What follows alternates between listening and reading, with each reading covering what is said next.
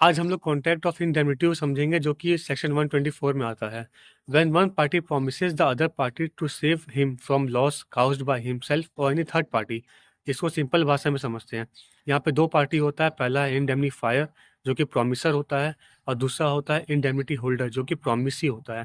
तो यहाँ पे जो इंडेमनीफायर होता है वो इंडेमनिटी होल्डर को प्रॉमिस करता है कि उसको वो लॉस नहीं होने देगा।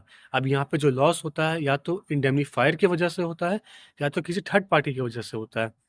अब इसको प्रैक्टिकली समझते हैं, इससे आपको ज़्यादा बेटर क्लियर होगा। मान लो आप इंडेमनिटी होल्डर हो यहाँ पे, और जो एलआईसी एजेंट है जो कि आपका एलआईसी करता है, आपको जीवन बीमा योजना के बारे में बताता है, वो यहाँ पे इंडेमनीफायर है।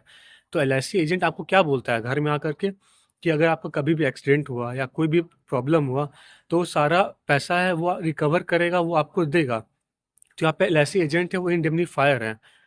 आई होप आपको समझ में आया हो। और यहाँ पे सेक्शन 125 भी मैं आपको साथ ही साथ बता देता हूँ जो कि राइट्स ऑफ इंडेमनिटी होल्डर है। यहाँ पे इंडेमनिटी होल्डर का क्या क्या राइट्स होता है। सबसे पहला ऑल डैमेजेस, जो कि डैमेज हुआ है इंडेमनिटी होल्डर को उसके लिए वो सारा क्लेम कर सकता है, उसके लिए सूट फाइल कर सकता है। दूसरा है ऑल कॉस्ट, जो भी उसको खर्चा हुआ है सूट फाइल करने में उसको रिकवर कर सकता है।